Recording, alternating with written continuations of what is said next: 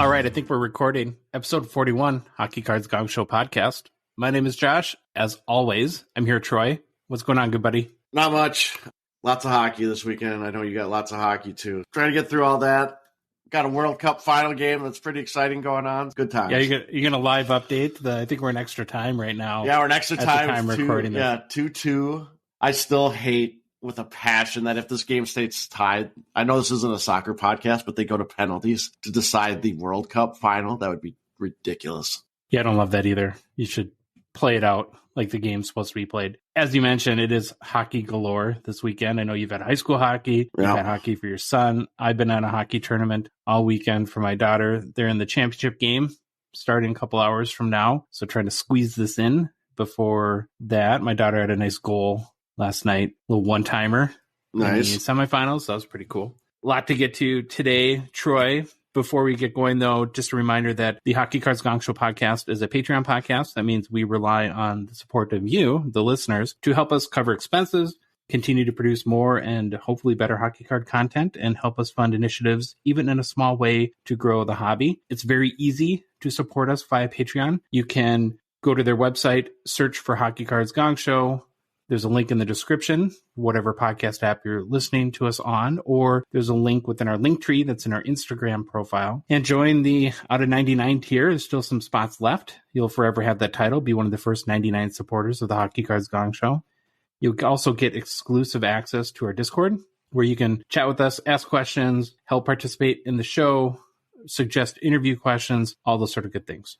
We do have one new patron this episode that we would like to shout out, Peter Webb. Peter, thank you so much for your support. It means a lot, and we're eternally grateful. All right, Troy, you ready for the game plan? All right, on this week's episode, we are going to begin with the most famous hockey player to wear number 41 to match our episode number. Then it's time for another rookie deep dive.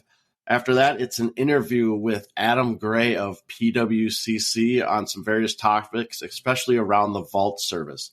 Then we go on to movers and shakers, followed by hobby news. And then we end the show with new product releases and any personal pickups. Yes, personal pickups is coming back with a vengeance. Here we go. Let's do it. All right, episode 41. Who is the most famous number 41 per the Hockey Writers article on the greatest player to wear whatever jersey number? So number 41, and I hate when I say this, but I think the pickings were kind of slim at 41. It was Jason Allison. That can't be real, is it? Oh, yeah, that's real. Jason Allison. Oh, man. And I can't remember off the top of my head who the runners-up were, but one of them, I think Mike Smith was one of them. Oh, gosh.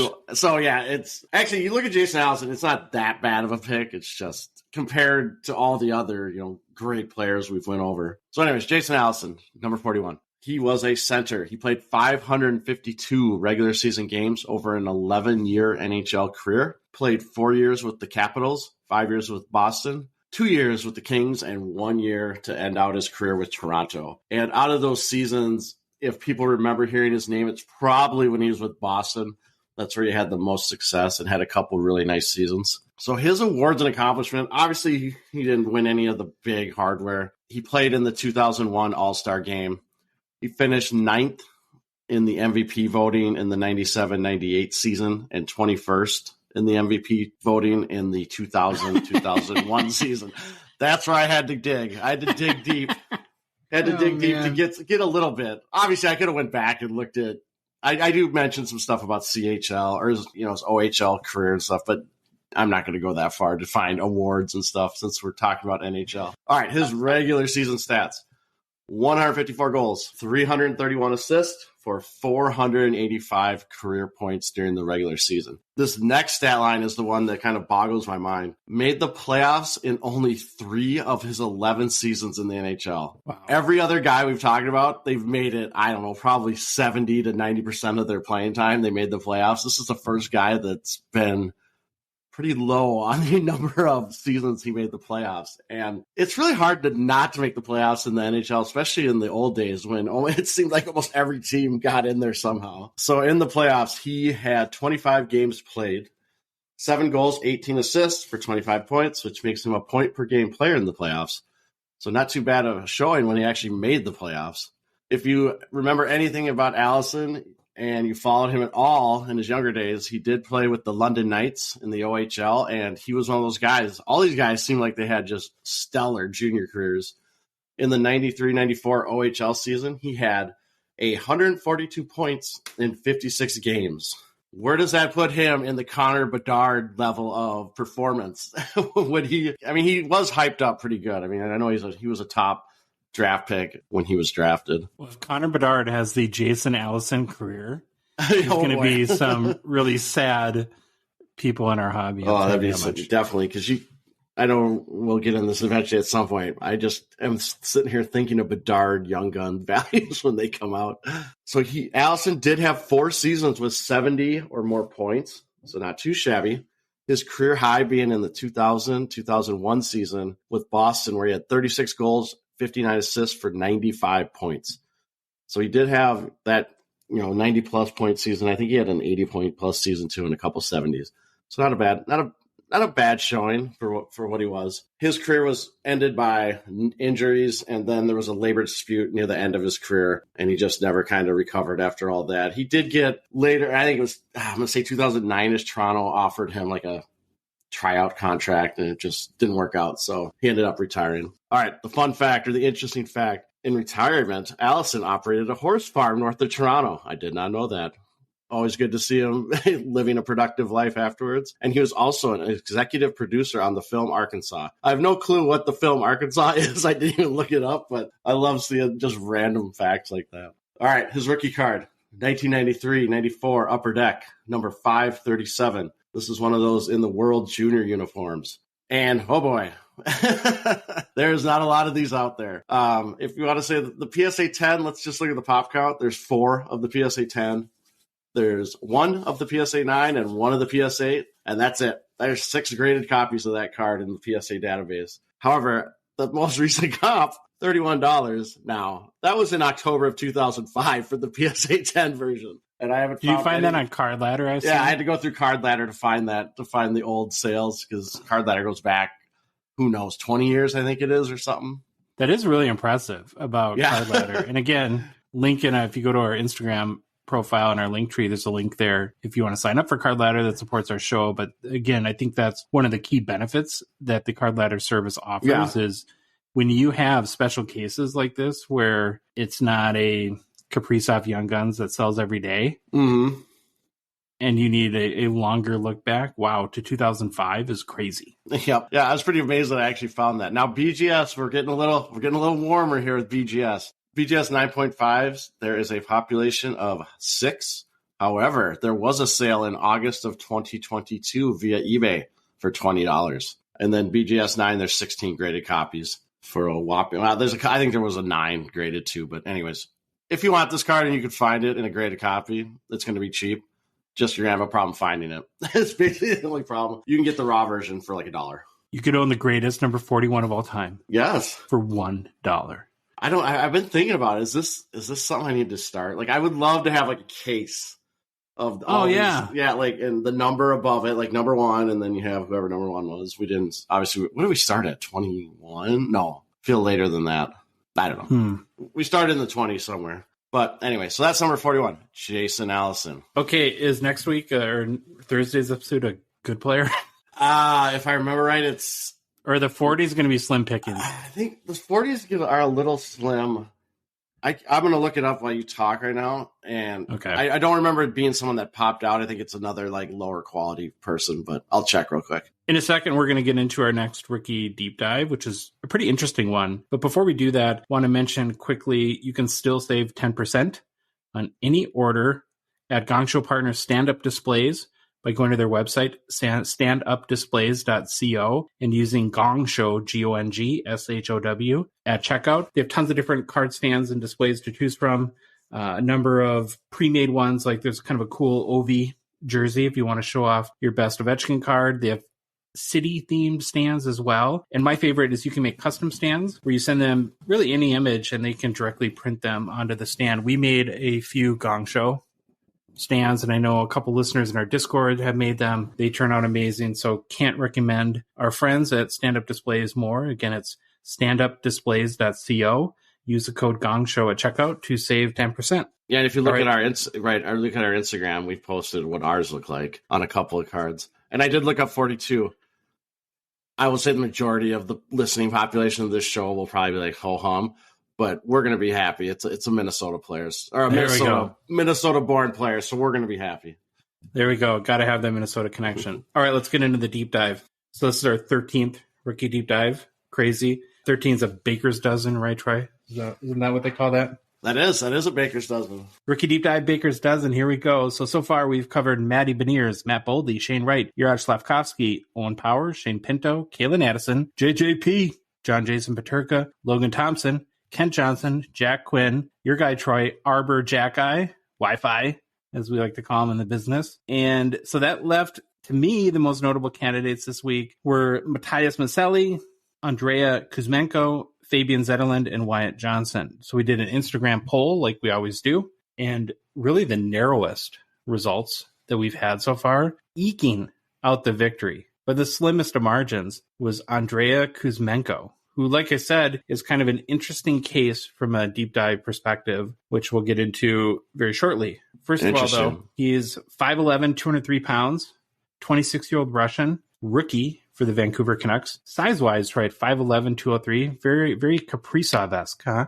Yeah, definitely Kaprizov-like stat line there for the physical attributes. He was born February 4th, 1996. Note, this is an important date to remember in a second. So February 4, 1996. This summer, signed a one-year entry-level contract with the Nucks as a free agent. Prior to joining Vancouver, Kuzmenko had a 9-year career in the KHL. So it would have been 17-year-old or so when he started or turned pro, Troy. Okay. Sounds like the Canucks already having Vasily Podkolzin and I think it's Ilya Mikheyev, 2 Russian players already on the roster, kind of helped convince Kuzmenko to sign with the team. Most recently, he had played for SKA St. Petersburg in the KHL, where last season he had 45 games played. He had 20 goals, 33 assists for 53 points. It was his best KHL season. It's also good enough for second in the KHL scoring race. He was a little bit of a late blossomer in the KHL. So that's one of the things that I found in my research. Made his Canucks debut at the beginning of the season, and most agree, Troy, that his production has greatly exceeded anyone's expectations. Known as an elite-level skater with a high hockey IQ and great puck skills, kind of the biggest NHL question mark seemed to be on the defensive side. And I think people were assuming that he would start off on like a checking line, and given he had some defensive deficiencies, didn't know if that would put him in the struggle bus territory, but I think his offensive upside has exceeded any of those concerns. Through 29 games played this year, he has 13 goals, 13 assists for 26 points. Right now, he's in a kind of a top 6 role, being counted on to produce offensively. Vancouver has some injury issues with Besser and Elias Pettersson, both day-to-day. He had just only signed a 1-year entry-level contract for $950,000. So this summer, especially if he continues to play well, Vancouver's going to have a challenge, could have a challenge to re-sign him. He'll be an unrestricted free agent, and again, based on how he's played, might have a lot of attention. So now here we get into the whole rookie Calder question. So if you look up on the Google machine, Troy, NHL rookie scoring leaders and go to the leaderboard on the NHL.com website, he's not on the list. Currently number 1 on that NHL.com rookie scoring leaders list is Matty Beniers, who has 23 points. And if you recall from a second ago, Kuzmenko has 26. So if he was on the list, he would be leading NHL rookies. Now, he's got to technically be a rookie, right? Because it's his first year playing in the NHL. Yeah. But he's not Calder eligible. You know what? Before you say that, he's not Calder eligible because of the age. And I'm guessing, too, there's some language in there, too, about playing professional hockey. And since he's played I don't know how long he's played in the KHL. You might have said it. I probably wasn't. 9 years, I believe. Yeah, so that's another thing. You can't play more than, and I'm not even going to guess what the number is. There's some years if you played professional hockey, it's what it says. And I'm guessing that hits him too. So he's got both of those going against him. I got kind of sucked into a rabbit hole on the whole Calder thing because it's actually not as straightforward as you would think, or there isn't a definitive source of truth on that. There's a lot of confusion around Calder candidacy, but the most consistent thing I found, I think this is right, is that in addition to what you said, to be eligible, you must turn 26 years old after the September 15th of that season. And as we started, he turned 26 on February 4th.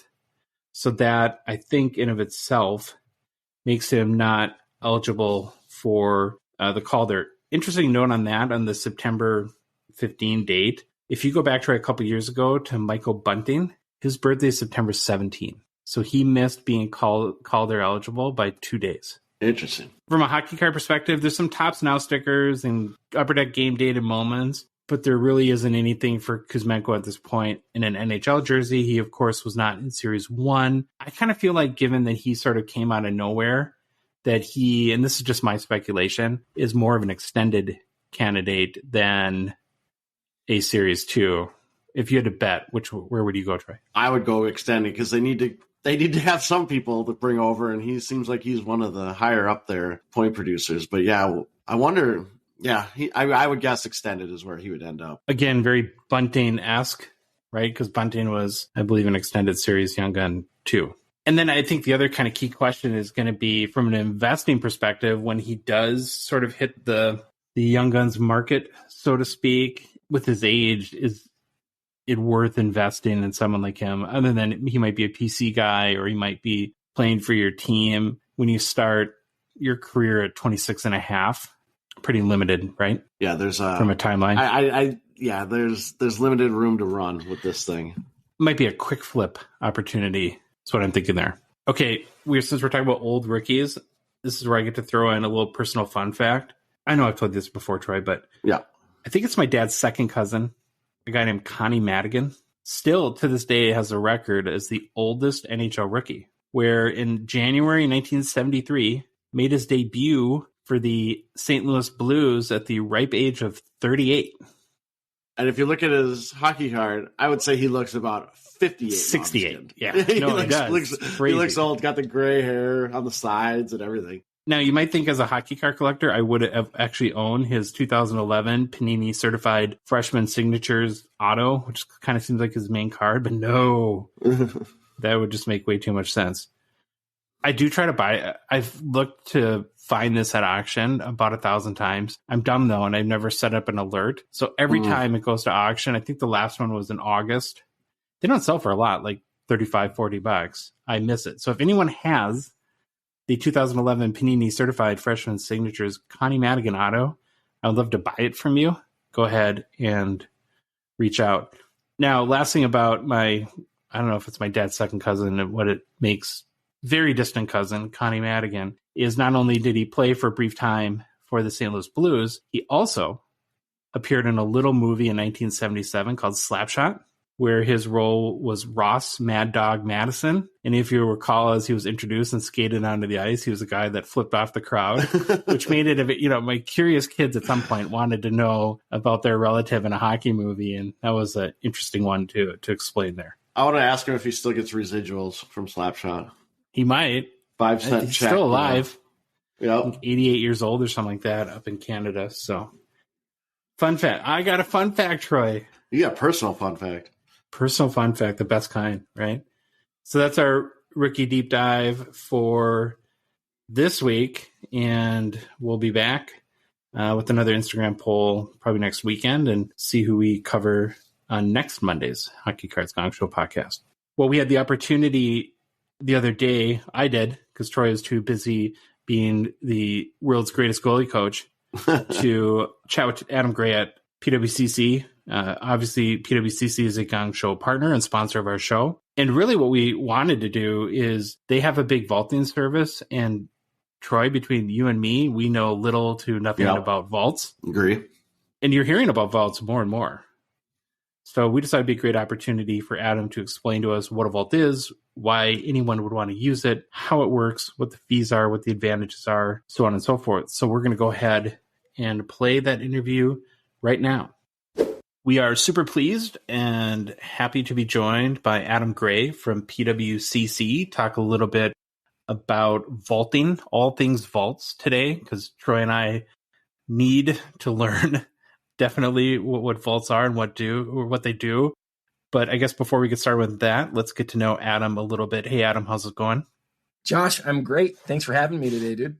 I want to start like we do with most people with a little bit about your collecting background. So I assume that well, I can see behind you and I know a little bit about you, but you've been a sports card collector for some time, I assume. Yeah. A lot of times when I listen to shows, you'll hear this story where people say, my story's a lot like everybody else's. I was into collecting in the 90s and then I got out of it because I discovered girls and video games and parties or whatever.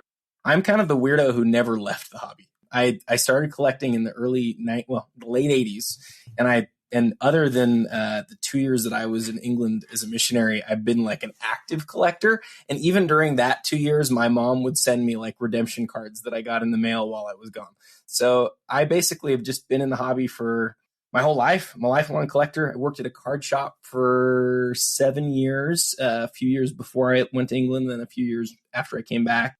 Then I was so crazy into it while I was going through school. I was flipping cards to pay for my, got an undergraduate and a master's degree in accounting and flipped cards to pay for that.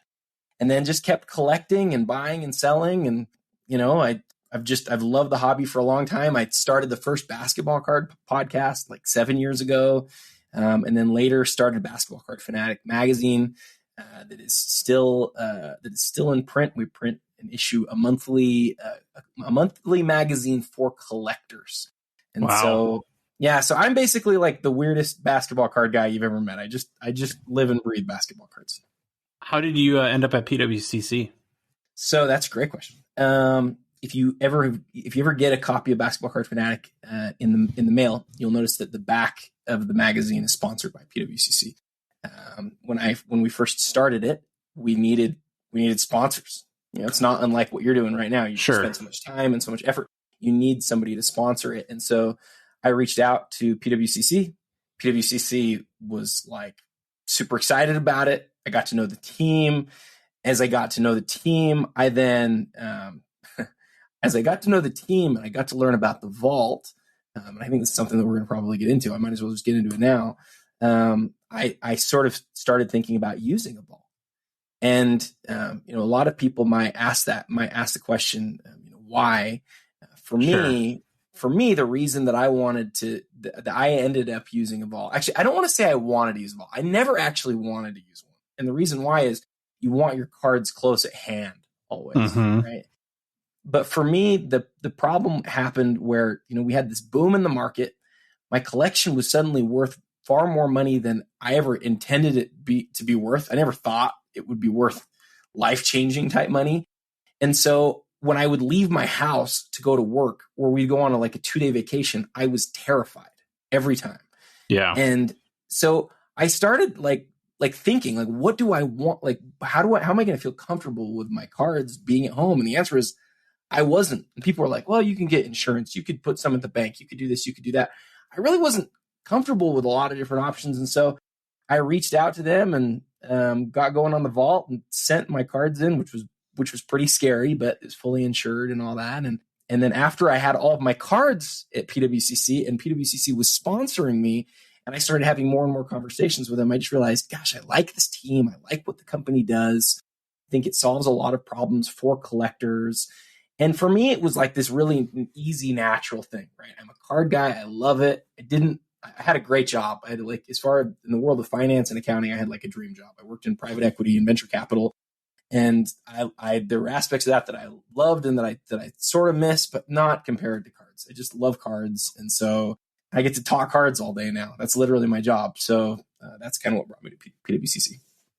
It's an amazing thing when you get to work in doing something that you love, right? And so kudos to you for being able to do that.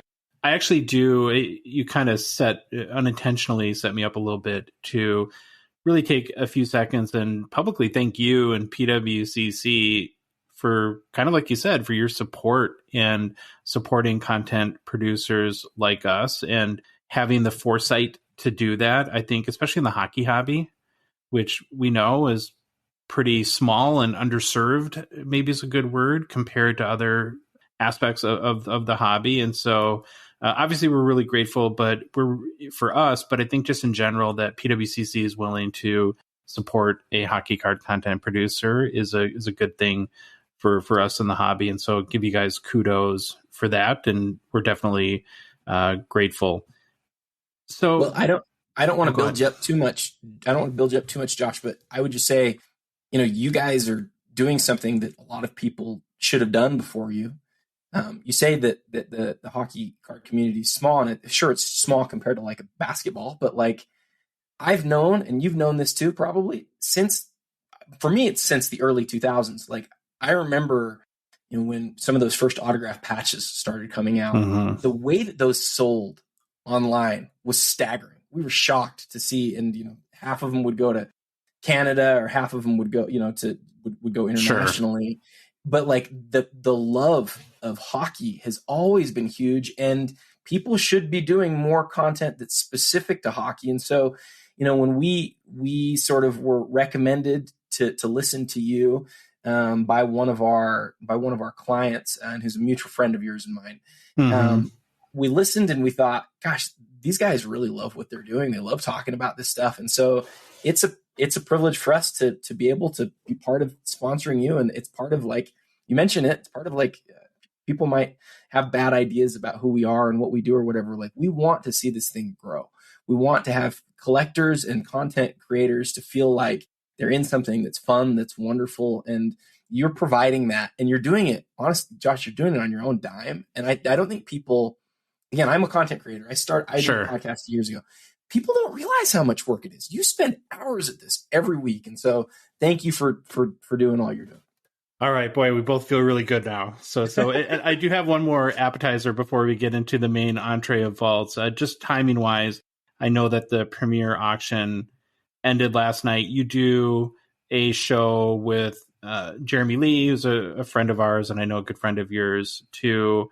There wasn't a ton of hockey cards in there, and I honestly didn't get a chance to check it. But what were your, just from the 5 hockey cards that were in the premiere, do you recall what your guys' observations were last night, as far as any one in particular stand out to you or anything like that?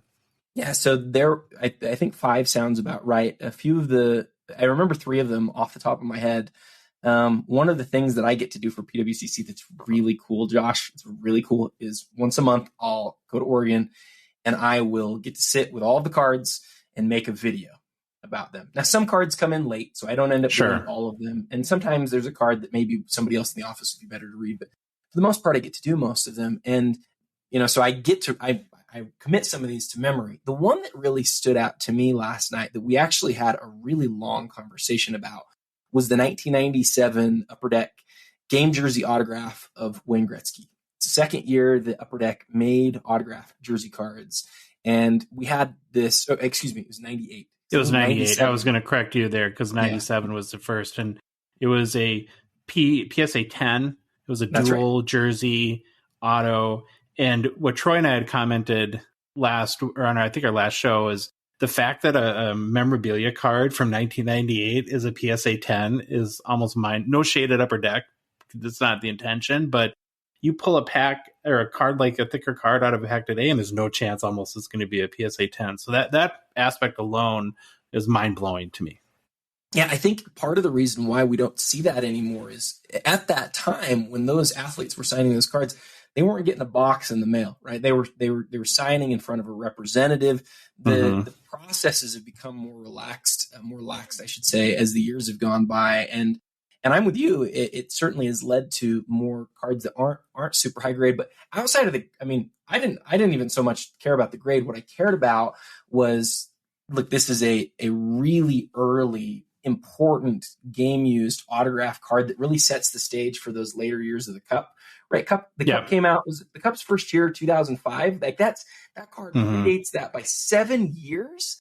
I mean, that's like we're talking about one of the really sort of early pioneer type important, gets you close to the game type cards. And so what we did is we talked about that, and it led to a conversation about the first jersey autograph card, which is made the year before that. It's numbered out of 99, and Jeremy owns one of them. And I asked him, what it was worth, and Karn Rye was on the show too.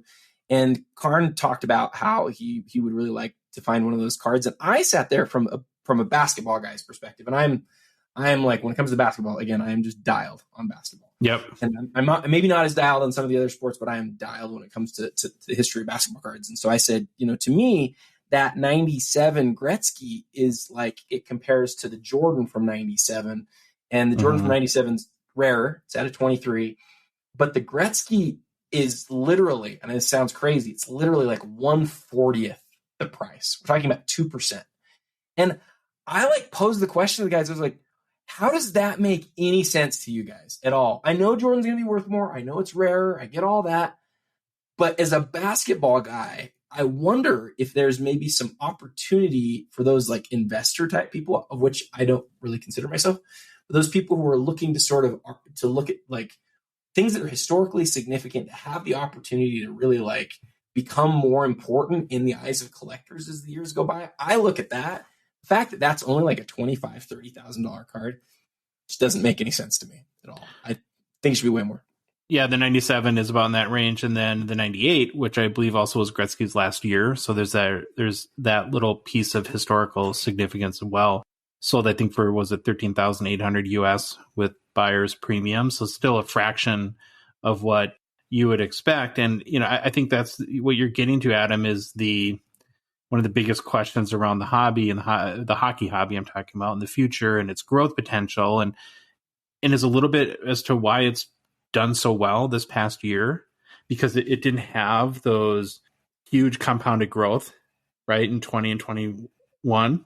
And so, we're still seeing like record sales almost every day. There's some things that are down, of course, due to the macroeconomic conditions and just the overall state of the sports card market. And that's kind of one of my other questions too that I had for you. And just based on the whole premiere is from a results perspective, right? If you're just looking at the investing side, I saw of the 5 hockey cards, a little bit of a mixed bag, right? So you had a nice growth on the Gretzky OPC rookie PSA 9. I think it went from 132,000 last sale to 144,000 US.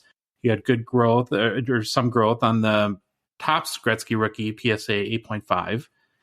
And we had this Gretzky dual patch that did real well. And then on the flip side, we saw the other couple cards were down a little bit. It was the 1980 OPC Gretzky PSA 10, which is a beautiful card, pop 36. So very, very small population. And then there was a emblems of endorsement from the Cup, Connor McDavid, that was down a little bit. And so, and I kind of chalk that up to just kind of where the market's at right now is, some things are up, some things are down. And so my question there is, as you looked at the entirety of the auction, so the 280 cards, and you guys went through them all in like 4 hours, is that sort of the similar experience that you had in other sports too, where it was a little bit of a mixed bag results-wise yesterday? I'd say in general, we're down. Okay. I'd say a little bit more negative than saying a mixed bag. I'd say that there were some cards that were selling for 70% of what they were 3 months ago, 6 months ago. And so part of me sees like some of the commentary out there on social media right now and goes, yeah, that's what's happening. There's a bigger part of me though, that as I sort of stand back and evaluate the whole of the economy. And I just sort of keep saying to myself, people need cash. People have access to cash. They have assets they don't really need in the form of sports cards.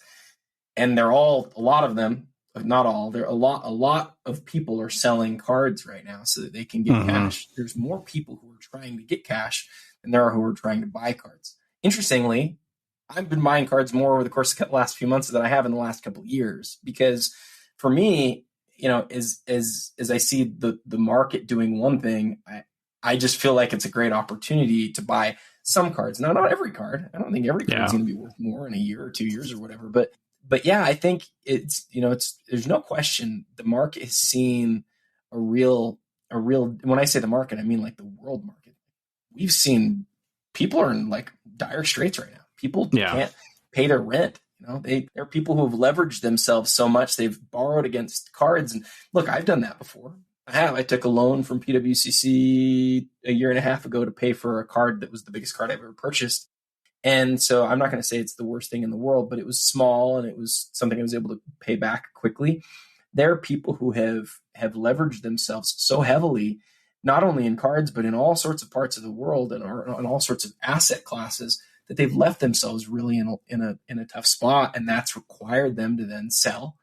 And as there's more sellers than buyers, that's the definition of a buyer's market. Sure. So, with regard to the hockey cards last night, though, and how it applies, I think you're exactly right about like there not being this massive run up that we saw in basketball, for example. And I think that's why there's really smart people right now who are sort of saying, I'm getting into hockey for that Gretzky 97 that we just talked about. Like it just, from a logic perspective, you look at it and you go, and the Gretzky rookie that sold last night, the OPG PSA 9, you mentioned, that it was higher. It was certainly higher than the last couple of sales were, but I would also point to like it had the PWCC Eye Appeal sticker, and on the Gretzky, that's a big deal. It's a big deal. So you might, if you're sort of comparing, you kind of feel like you're comparing apples to apples because you're doing a PSA 9 versus a PSA 9.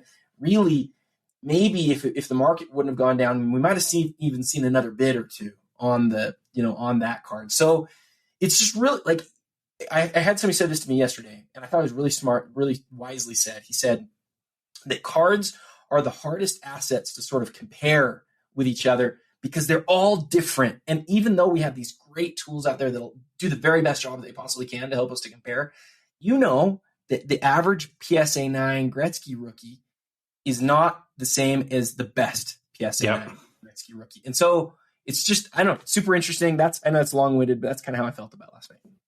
Okay, well, I think that's a really interesting perspective. And when does the January premiere go live? So I'll give you an easy trick to think about this. It's just the first Thursday of every month. So, and then it's going to close the third Thursday of every month. Okay, there you go. Good to know. Let's get into vaults. So can you describe for myself, frankly, and anyone else that is not super confident as far as like what a vaulting service is and why a collector would choose to use one? So I led, and I'm glad we came back to this. I started talking about it earlier, and as soon as I started talking about it, I doubted myself on it because I wanted to have more sort of time. And so thanks for asking the question again. I want to go back real quick to when I first sent my stuff to the vault, because I think it's just me talking as a collector, right? It's not, I think when I put on my PWCC hat, people are going to go, oh, do I really trust that guy? And maybe they'll do the same thing all the time. I don't know, because you never know who's going to trust what. But I can really, I think I can talk about like why I started to use the vault and how my experience has gone from a collector's perspective in a way that hopefully sheds some light on it. I think most people who are collectors don't like the idea of vaults. And I understand that because using a vault requires you to send your cards away to somebody else where you can't get at them every day.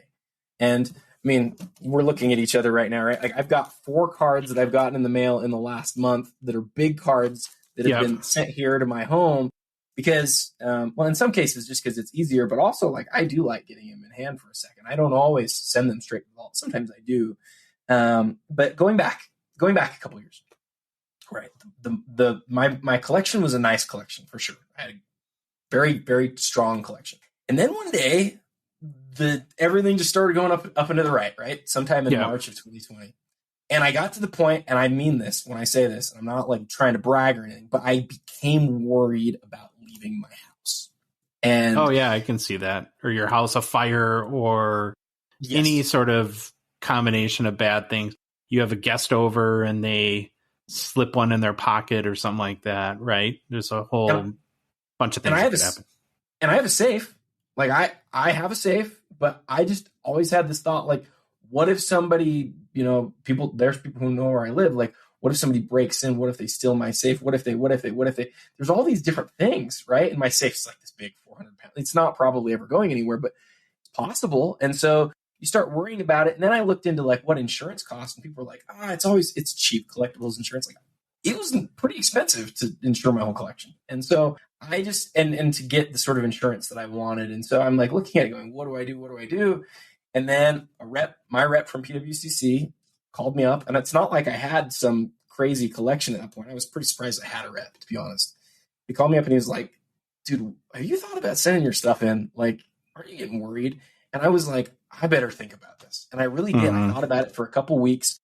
And then I looked at my spreadsheet after I updated all the prices, and I just thought, like, this is a huge percentage of my net worth. I can't let it sit in my house anymore. And again, I thought about all the other options. Like, do want to get a bank vault. Well, if you get a bank vault, do you insure it as well? And I've heard people say, well, you don't need to, except for every once in a while you hear a story about a bank flooding and then your stuff gets lost and you get nothing for it. So there's just all these different things that can happen, right? And when your collection becomes worth so much to the point where you're worried about like leaving the home and going on a family vacation, to me, it was just, it made sense. And so I thought, I'm going to try this with a few cards. And I sent an amount that's not immaterial. I mean, it was good, many thousands of dollars. I sent it to the vault. I watched how they imaged the cards. I then like got into my vault account on PWCC. I drilled in, I looked at the cards. I found that I could actually, and people are going to think it sounds crazy, I found that I could see the cards better than I could even in hand. Like you can just drill in and in. The technology around the imaging is really amazing. And so like I really liked it. I started taking pictures from my vault and putting them on Instagram. And I just sort of looked at it and I was like, Adam, what are you doing? Just send your stuff. And so I did, I got PWCC to get on the line with me. I talked to Jesse at PWCC like 3 times and he hated me by the end of it. But I was like, what do I do? And I was able to print a label that they sent me that was fully insured and send in everything. They offered to do like the armored car thing. And I was just like, no, let's not spend that few extra grand. Let's just do this in the mail. It was insured for the full amount of the collection. I would have gotten paid the full amount of my collection if it would have gotten lost, which would have been crazy. But sent them in. Cards showed up there. Cards went through the imaging station. And then, they don't just image them. They put an estimated value on the card, put an insurance value on the card. All that stuff is done for free. So now I don't have access to my cards in hand, but I have access. If I was to sell one of my cards, I have access to sell it directly.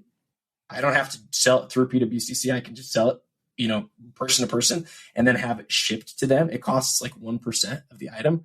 It's fine, right? If I have to pay $100 to send a $10,000 card somewhere, I'm good with that. If I want to auction it, which I have done many times since then, I love how the auctions work.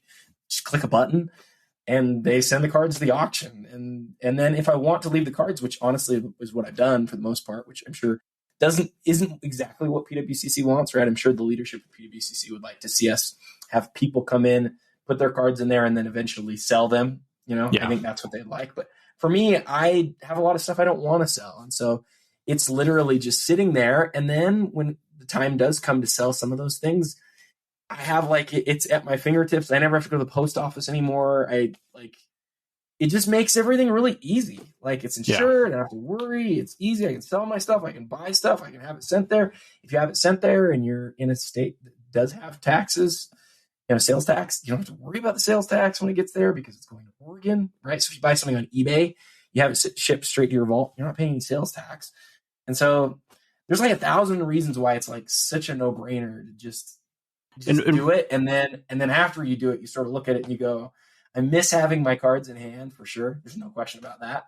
But that to me is a massive, I shouldn't say massive. It's really small compared to all the sort of benefits that I have derived from having the cards there. I think that's a really good overview and good for you, right? You have been passionate about basketball cards for a long time. You collected them and loved them at a time when they weren't worth a lot of money. And then you were rewarded for your passion when the market went up. And then you had this wonderful problem that many people would love to have, where you have a collection that's now worth enough money where it's not prudent to just have it sitting around your house and you had something to do with it. From what I understand, though, there's also more, on the lower end of cards, there's some practical benefits to using a vault. And by lower end, probably with a $50 to $500 range. Am I correct in saying that? And that, if you're in the investing or flipping game or trading up game, that using a vault can make that process maybe a little bit easier too? Yeah, it's really been fleshed out over the course of the last couple of years. I would say if you were to have even asked me that question 12 months ago, maybe even 6 months ago, I don't know if I could have honestly said, I think you're right. I think now we can say that you're right about that. And the reason is that the vault actually allows you to do a lot of different things. Again, cheaper, more efficiently, without friction. For example, if you want to send your cards in to get graded, if you have a raw card and you want to send it in to get graded, if you have 20 of them or whatever, rather than paying all the return shipping and all that other stuff that you have to worry about, You basically go onto the PWCC site, go through this basic submission wizard that literally will take you 60 seconds, and you're submitting your cards that are raw to, there's several options. You can send them to CSG or CGC if they're gaming cards. You can send them to Beckett. You can send them to SGC. You know, if you don't even want to pay like a full 20 to 25 bucks to grade your card, and you just want to be able to like have it authenticated and be able to sell it via a marketplace, you can do that for $3, you know, through the MBA service. And so I think what we're seeing a lot of right now is people are like, I've got all this stuff. I don't want to go do the eBay thing. It takes me a long time. Trust me, dude, I sold thousands of items on eBay. Like there were stages that I thought it was fun, but by the end of it, I hated it. Like I hated every second of it. I didn't ever want to go to the post office. I hated packaging things up. I hated dealing with people who were difficult to deal with. Like I wanted to avoid all that crap. Like I just didn't want it anymore. I didn't want to scan things. I didn't want questions. I didn't want really weird people. Like I just didn't want to deal with that stuff anymore. And so for me, it was like the most obvious thing ever. Take these cards, find somebody else who can sell them, right? And so the great thing about PWCC is like you're sending in. I mean, I'll give you an example. I got this card right here. It's in front of me. It's a card that's encased directly from Panini. And this card, you know, if you were to sell this card through eBay, that card would need to go through the authentication process. Yep. And then there's still a chance that people would argue about it. There's still a chance that they would kick it back at the end, even though it's encased, right? There's all these different things that can happen. And there's all these horror stories along the way. Here's what it looks like if you send it to us. You send it to us because it's encased, it's not graded. It has to go to Mike Baker, the MBA program. MBA takes it. Before they take it, actually, we do a video of it. The video lives forever on PWCC. It's like a video where the card is moving in hand, so you can see like how it refracts and reflects and all this stuff. Mm-hmm. It then gets high quality image. It goes to Mike Baker. Mike Baker then takes it, looks it over, like does a heat map, shows where there's any issues on the card for you to look at, like any like corner or edge or anything that's wrong with the card. And then that card like sits in your vault. You can then sell it, right? You can then you just have it there for as long as you want to have it there. It's such a no-brainer to just be able to liquidate even a raw card. In this case, encased is a little bit weird because it's not really raw, but it goes through those same processes. And I like that because just because the card's encased doesn't mean that it's going to be the condition that you want it to be. So does that kind of answer your question? I think it does. And I want to dig into the submission a little bit because I actually submitted a couple cards and I'm curious as to what, from both a listener perspective and a personal perspective, what the next steps are going to be. But just to take one quick step backwards, do you guys disclose like how many cards are in the vault right now and what the approximate value and stuff, just to give maybe people a sense of the size and scope of the PWCC vault? Well, I haven't heard this number in a few months, so I don't know what it is now, especially now that we're doing comics and coins and memorabilia. I mean, we've added all these verticals, and so it like, I don't know if people understand, like PWCC is 170 people at this point. Like we're a huge organization. I think sometimes people think it's like 10 guys running around doing all this stuff. Like there is a ton of people doing stuff on the ops team alone, like working in, like processing through the vault and stuff. We've got dozens of people. So with all of that said, I think that about maybe it's been 3 to 4 months ago now, I think we had about 500,000 items at a valuation that was close to $1 billion, where the market has really seen a real hit since then. My guess is that we've probably not gone past $1 billion, but with all of the increase in stuff that we've seen, maybe we've maintained the value. So maybe we're at like, just a guess, I bet you we're at like 600,000 items and $900 million, something like that. Crazy. Have you ever been in it? I got to go in the vault once when I first started, but then we really locked down who was able to go in. There's only a few people who are able to go into the vault now. You have to have like special access. And so I don't have that anymore. I go to like I mentioned earlier, I go to Oregon once a month where I'm able to do those premier auction videos that I just love to do. Check them out. When you're on the premier auction next time, like click on the item, and then you'll see these hands sort of pick up a card and the first screen, and then if you hit the volume up, you'll hear me talking about the card. Yep. I love doing that, but as part of that, I don't need to go in the vault anymore now. Sure. There's like a really clear process. I can't go into all of it, but like there's a check-in and check-out process. Adam now has the box that has these 40 items that are in the premier auction. Adam also better bring those back. I only get a few feet away from the vault. There's cameras. There's all sorts of stuff makes it so that those stay there. There's a lot of things that I've asked about. I come from an accounting background. Controls are very important in the world of accounting. There's a lot of controls that are in place. Sure. Make sure that stuff is kept safe, not only when it leaves the vault, but while it's in the vault. I can't get into all of those things because I don't know what I'm not supposed to say. There's certainly proprietary things. I would just say, having been 6 months now, I feel very strong about having my cards there. I'm not concerned about them. And I check them out every now and then so that I can see my cards, right? That's kind of one of the cool things about working there too, is I can say, hey, send me like my biggest, best cards. Like I have a Jordan PMG 97 PMG championship and a Kobe 2012 gold prism, like that are my two of my most valuable cards. I'll get those out and see them and go, okay, cool, it's still here. And then, give it back to the team to go put it back in the vault.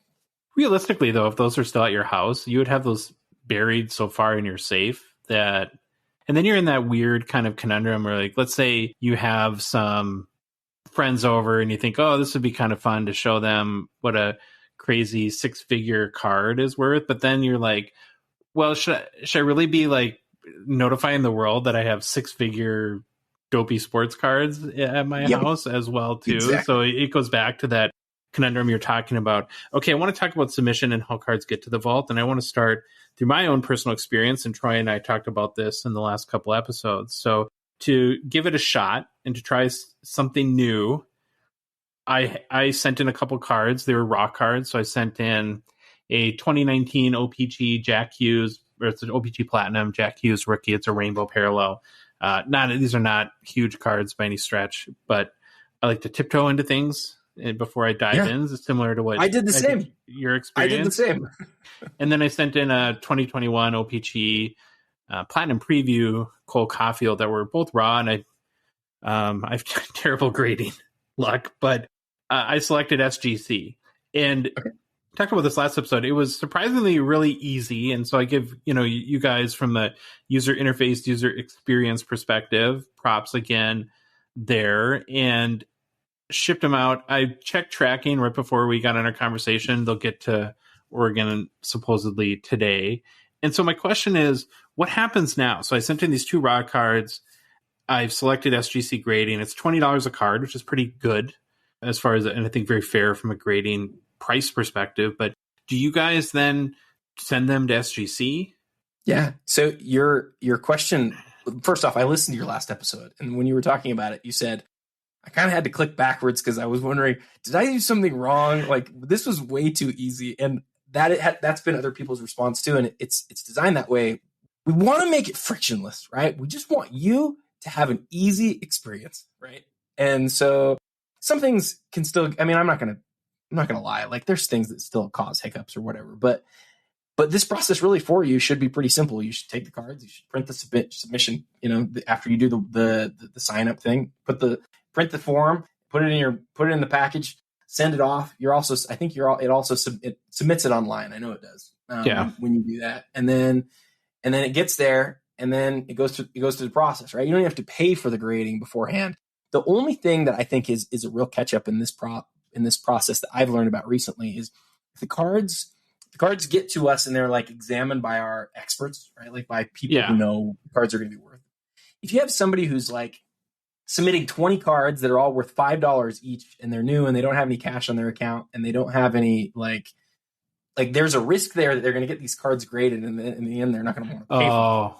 I got you. And so unfortunately, we have to have this like minimum price thing that like is part of the equation.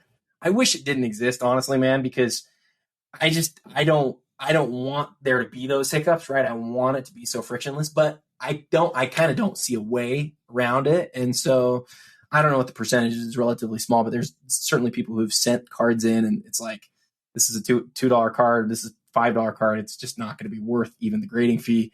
Sorry, we're not going to submit it for you. And then we submit it back, and it's, all that's free. Yeah, I got you.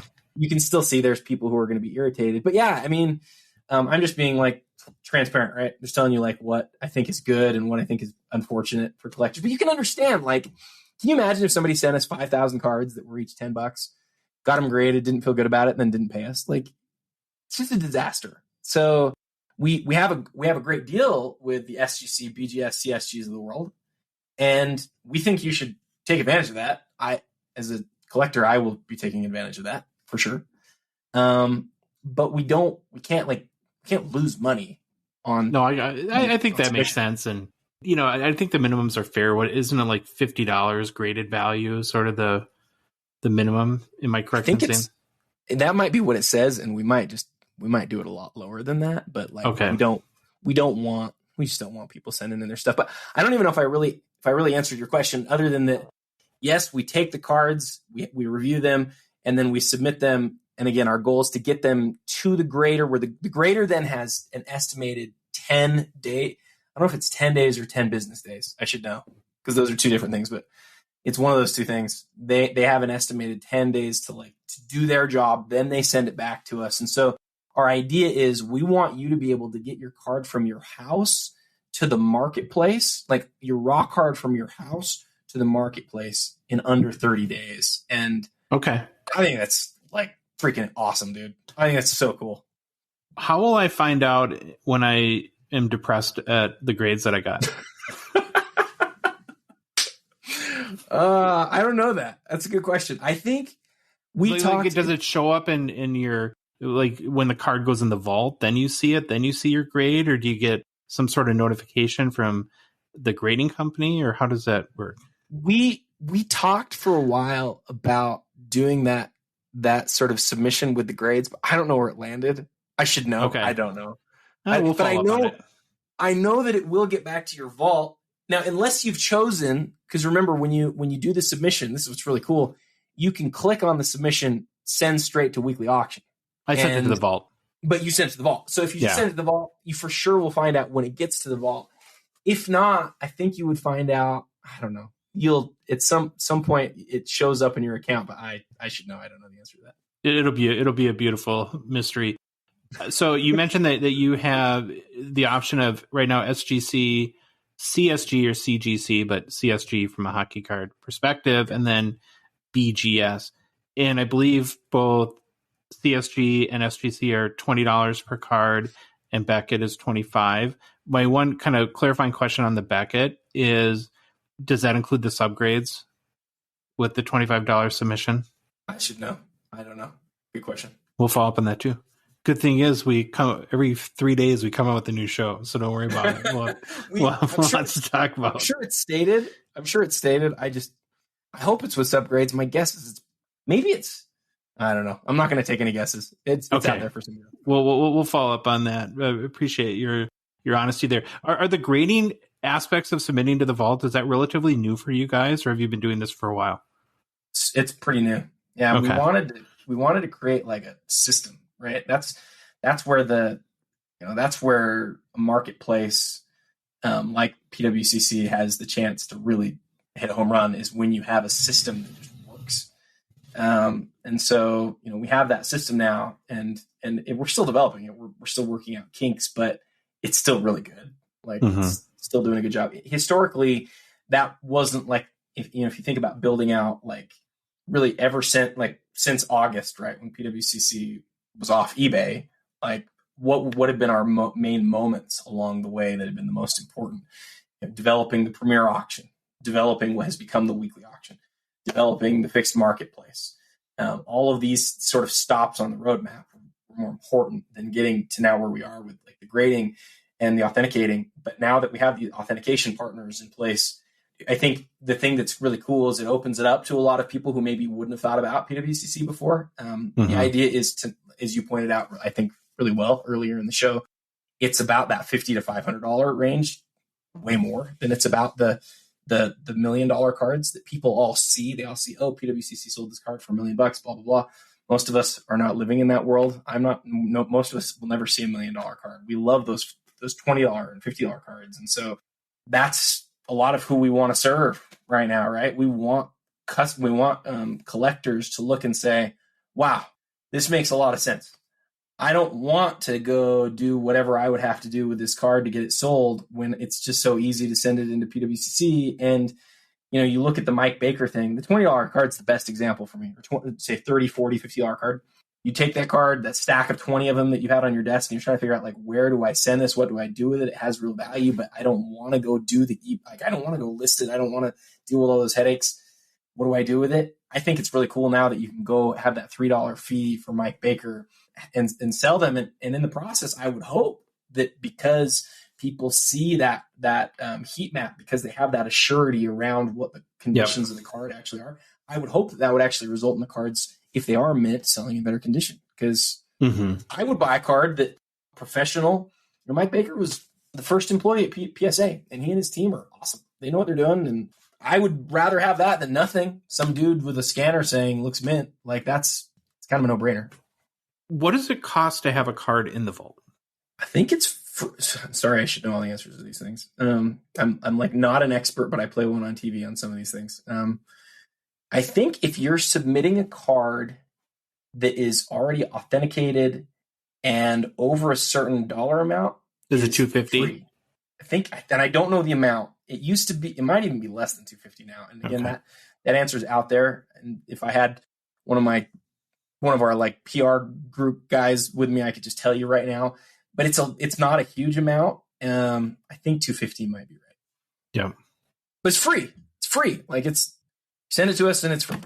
So I have a question based solely out of curiosity, right? To build a vault costs money. To have the liability of 500,000 valuable sports cards, to staff it, to insure it, right, costs money. So what's in it for PWCC to do this? Is it because with the ability to make it very frictionless, to add it to a premier weekly auction, and then of course, like any auction house, you guys have selling buyers premiums?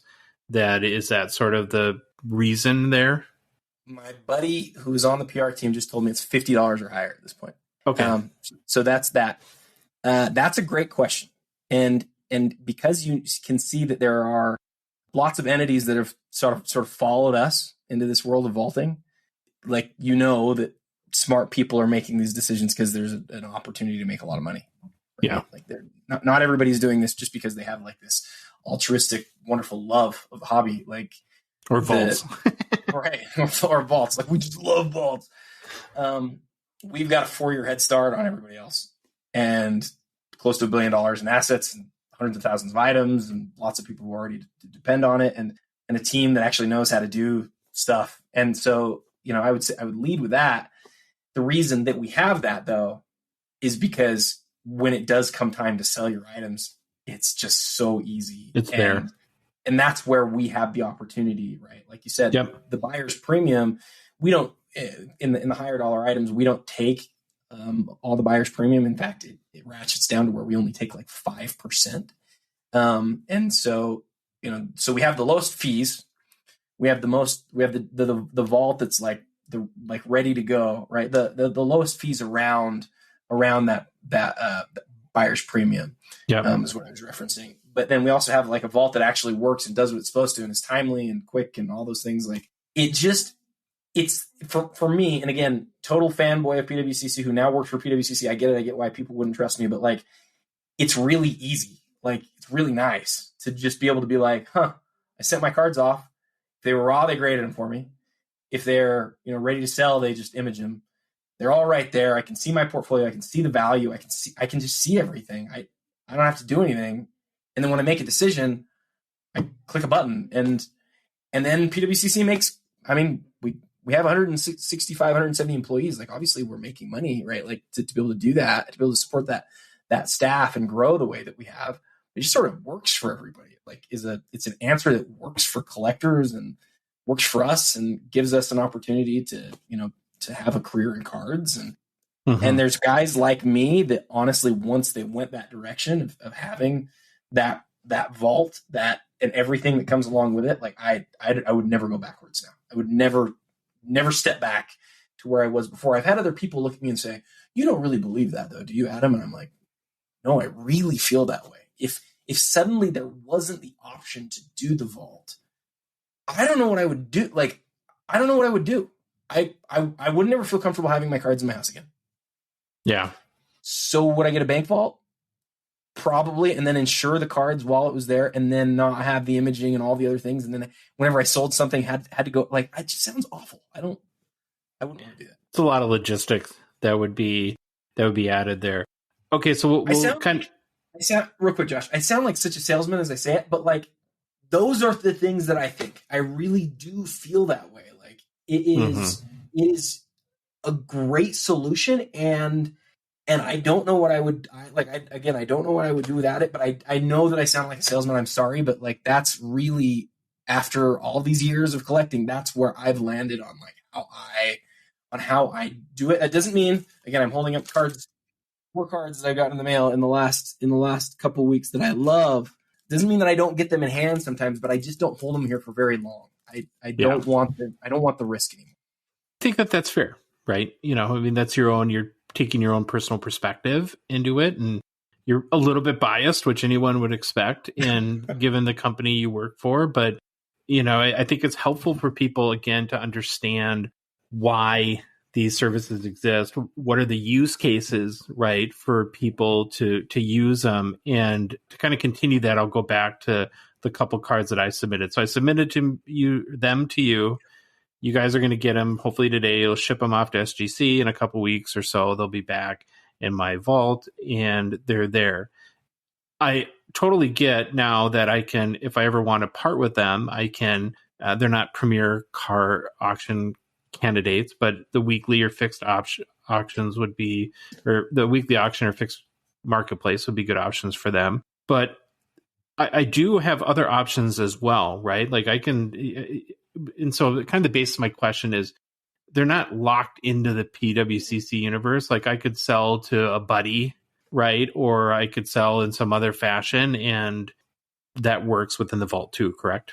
Yeah. Like I do that. I've done that many times where I did a trade with our buddy David Chow, right? And I still have to figure out how to do it because it's been a while, but I have to send him my card to his vault. I just have to transfer it. There's a way to do it. It's kind of that part's a little bit confusing, honestly. But yeah, like when you want the card to be sent to you, send it to you. The card is yours. There's no like strings there. There's a fee, and the fee is 1%, right? I think it's 1%. I think it's the 1%, and there's like shipping and stuff, but. Especially when you're talking about low dollar items, you're not going to notice it. If you send $100 card to yourself and you pay $1 or whatever, like, yeah, I've never felt like those fees are punitive enough for me to really take notice. I just haven't really cared about that. And I have had times where I've sold a card or traded a card to somebody directly, somebody in the vault, somebody who's not in the vault. And again, it just makes it easy because I never have to go to the post office. I just do what I need to from my account, and it just happened. Mm-hmm. And there's only a fee if the card leaves the vault. So if I sell a card to you and I transfer to you and you want it to remain in the vault, there's no fee, correct? I don't know about that. I think there might be. I think it still might be a 1% fee, but I don't know that. I could be wrong. Okay. Again, easy item to follow up on. You can sell third party. You can have it shipped back to you, of course, if you just want it back in hand. So I think the key point is that while it's very easy to liquidate that card or sell it through all the PWCC selling options, it's not, it's still your card and you get access to it. Yep. And then I assume too that like in cases where so let's say, for example, that my good buddy Troy decides he wants to leave in his will all his cards to me, and then he gets run over by the struggle bus, which is our little so from all like the fiduciary kind of estate and all that perspective too, that you guys work with people in those cases. Man, I should know that. That's such a good question. I've actually given my wife all of my information on logging into my account and told her what to do when I get hit by that bus that you were just talking about. Hopefully that doesn't happen, but no, let's hope not. But I don't know. That's another good question for. I feel bad. I feel like there's so many things that I don't have a direct answer to, but I guess I'm not as worried about that one as I maybe should be. And of course, we've covered this a little bit, but just to cover our bases, is that there's a lot of security. There's full insurance, so you don't have to worry, and that's included within your vaulting service, right? That's right. And like you said, you get the insured value. So when you go in and log into your account, you can make sure that it's kind of on par with where you'd expect. Yeah. And there have been a couple times where I've looked at it and I've gone, oh, you know what? I think that's not quite right. And there's a way to sort of submit like, hey, you guys have the wrong value on this. But I have to say our team that like goes through and does that, it's not just one person who does it. I think there's 6 or 7 people on our team that actually like do the values. It's nice because you can look at all your cards in the same place. You can see them listed with their, if you purchase them, the purchase price. Like if you purchase them on PWCC, see the purchase price. You might even be able to add that on your own. Yeah. I haven't done it before. But then there's like then there's the value that it's like insured for. There's a couple of different values, and I don't actually understand what each of them means. But one of them is like insured. And there's another value on there that's maybe like market value or something. Sometimes one is filled out and the other isn't. So there's a little bit of confusion for me on why there's some and why there's not others. But what it does do for me that's really nice is I can see all the cards in the same place, and I can see some value and then like a total aggregate value at the end of like, here's what your cards are worth today. And so yesterday we had the premier auction. There were some things that we talked about earlier that probably decreased in the market. Sure. And those valuations will decrease here over the next couple of days. And then I'll see how my collection value changes. It's for me, it's kind of just a cool thing to see. Some people look at that like it's like this really important number. I don't so much care about that and don't use that utility a ton. But I know that there are people who, when they've been putting together transfers to their kids' trusts and things like that. Yeah. Used some of that information, which is nice. It's nice to be able to sort of point to something, not just something that you created, but something that a third party's created and say, see, that's my value as of today. It's not as good as like a financial statement if you were printing like something from your stockbroker, but it serves some of those same kind of purposes. Is there anything upcoming as far as new features that you guys are working on from the Vault perspective? Or like, where do you see Vault services 2-3 years from now? How does it evolve, do you think? Well, I think that you can see based on everybody who's trying to get into this game that there's a great demand for it. And the reason that there's a great demand for it, the reason that we started it, 5 years ago or however many years ago it is now, and actually built a vault specifically designed for cards and memorabilia and assets like this, is because we're going to see it more. Right? Mm-hmm. There's enough money that's been spent institutionally to create this thing that now exists, not just at PWCC, but at the other places, that you're gonna see this, I think, for a while. That's what I think the leaders of our company believe. That's what I believe. Again, it's a sticky thing. It's like once you kind of get into it and you realize how nice it is, it's hard to sort of ever step back away from it. As far as where we'll be in 3 years, though, I would guess that we will see innovation. I don't know what that innovation will be. I believe in those people who are innovating on behalf of PWCC very much, but I believe the biggest change will be in how people use the vault. I believe the prevalence of people using the vault is going to increase significantly over the years. Again, just because it's so easy. It's like, remember there was a time where people didn't know how to use a consignor, like a consignment company. And then along the way, people sort of realized, oh my goodness, this is the nicest thing ever. It's the same thing with the vault. It's just it's an add-on to the auction house or the consignment company that allows you to do so many things.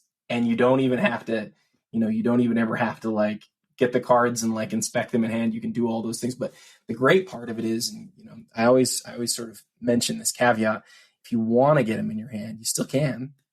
They're always just. I could request a card today and have it here in a week in my house, and I think, and sometimes it's faster than that. Sometimes it's like two days. Wow. So I like that. I like that ability, and I like all that comes along with it. But your question about like how I think it'll change, I don't know if I'm smart enough to know that answer.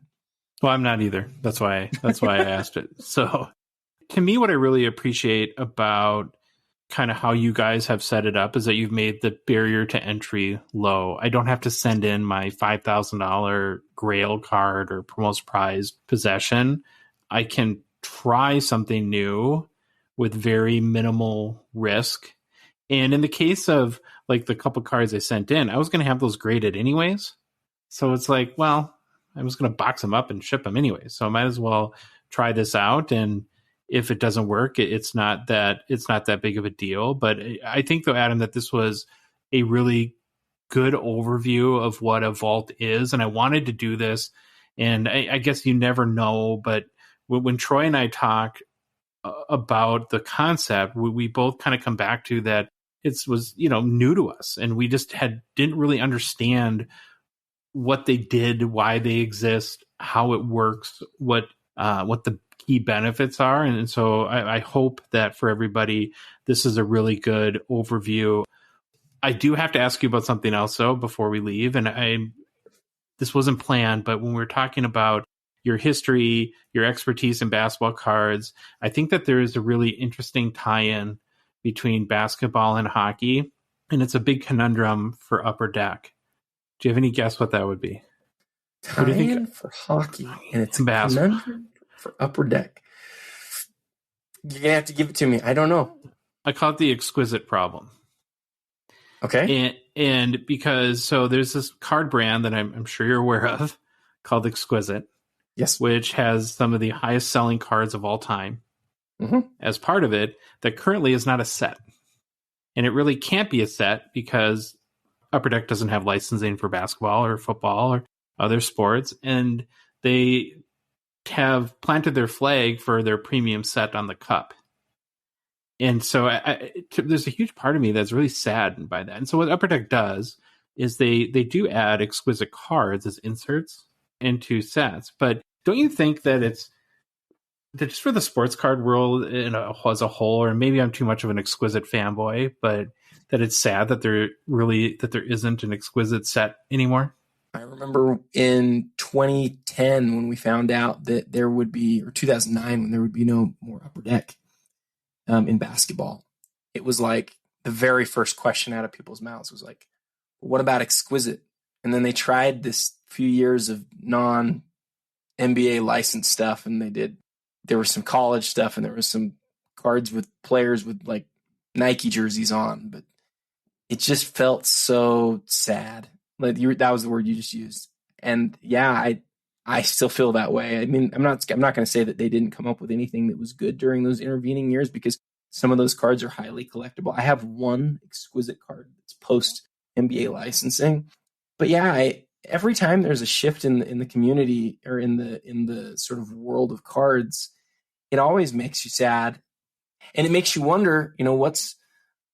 We keep hearing these rumblings about what Fanatics will be. We know Fanatics has Topps, but I always felt like they needed to get either Topps and Upper Deck or Panini, because Panini gives you some really big time high end brands, and it gives you Prism, but they got Topps first, so now you sort of wonder, do they need Chrome and Prism? Do they need both of those brands? I don't know that the answer to that's yes. I don't. But I think they need some high end brands, and if they were just able to get those exquisite Ultimate Collection, UD Black, SP Authentic, they were able to just get those.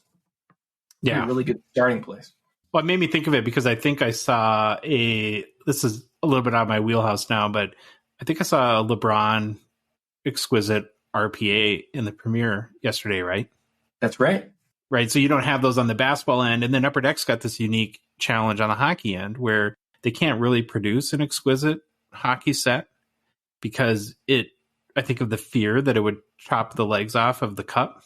And so you have this iconic card brand that is in a little bit of purgatory right now, not knowing really where it is. And so if you look at the McDavid 2015, the cup, there is an exquisite RPA insert that's sold for, I think, $150,000 or something like that. So it's still there to some degree. I just think that, and you're right, if you look across the whole spectrum of sports, there's a lot of these use cases, how it's sad that there isn't Topps Chrome basketball anymore. Or we look at people still love the 1 or 2 years they made Prism Hockey.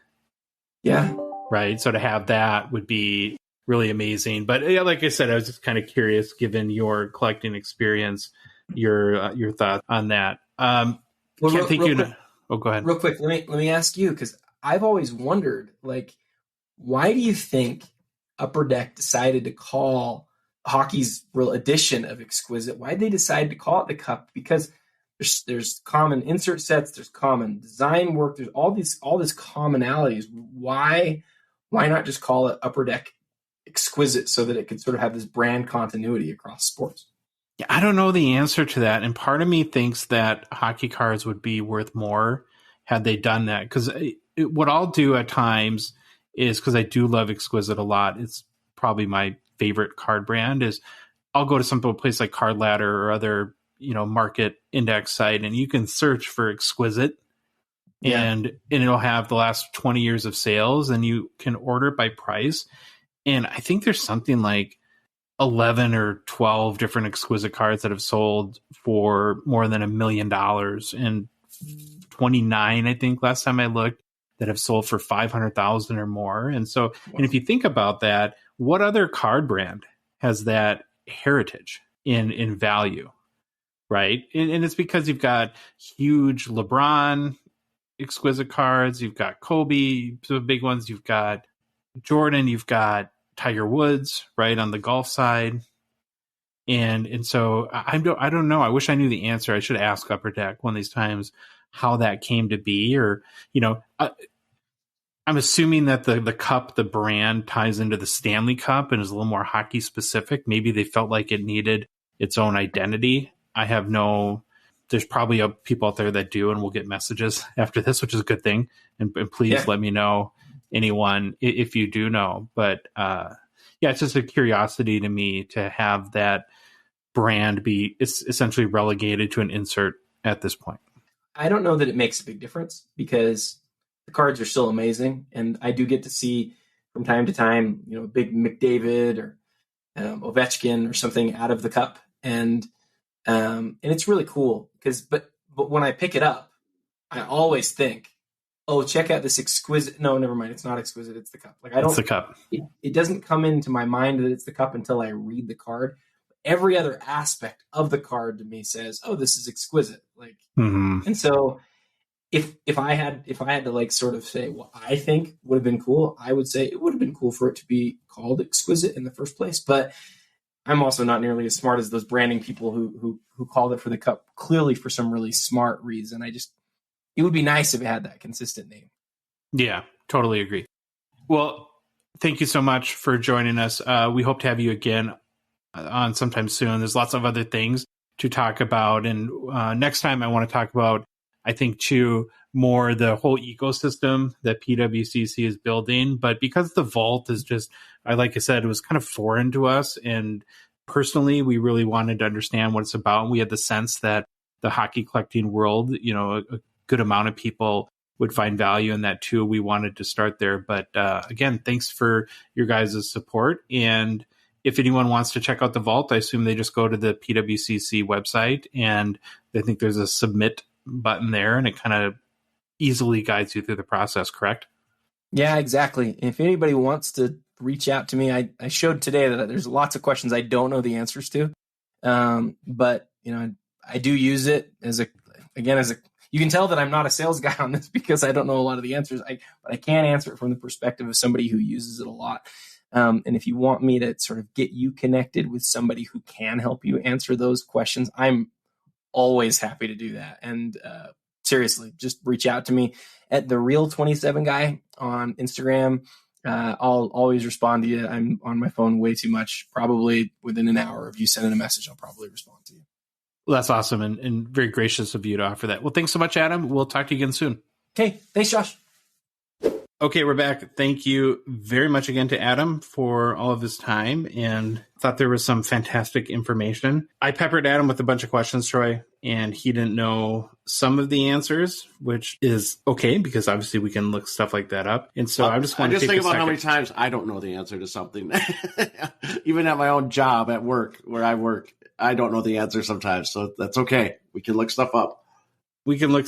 And I appreciate the authenticity and honesty. Yep. It's a very, very good thing. And Adam's a fantastic guy and had tons of great information and really tied in his personal story and using the vault, which I think, other than running through like facts, figures, bullet points, price tables, all that sort of thing, to get a sense of someone's personal journey and how a certain product or solution has helped them, I think helps you at least understand why, even if not right for you, why someone would want to use something like a vault service, which was our goal. Okay, so here's some of the questions that we needed to follow up on. When submitting rod cards to the vault that you like graded, then plan to list on one of their auctions or fixed marketplaces, the PWCC website states that they recommend sending assets that have a value of greater than $50, right? So want to keep those. Those are going to be probably perform the best on their marketplaces. I had asked Adam in the BGS grading option if their $25 fee does include subgrades. I did reach out to customer service and it does. So, interesting.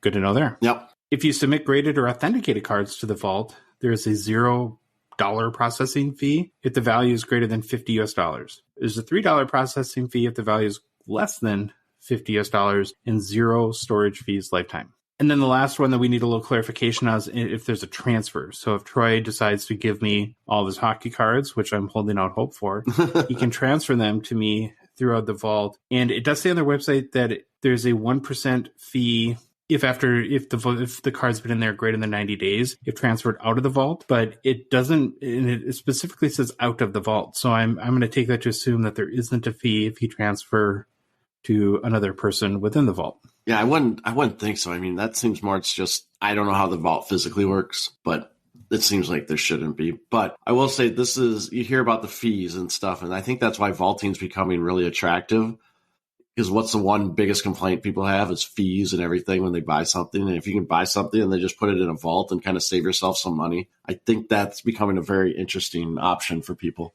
No fees and no sales tax. Yep. Yeah. Because it's located in Oregon. So, let's go. Represent. Going back to personal fun facts, last time we talked about vaults, you had some personal vaulting stories. You had any pole vaulting stories? No pole vaulting stories. No more family pole vaulting stories from my side of the family.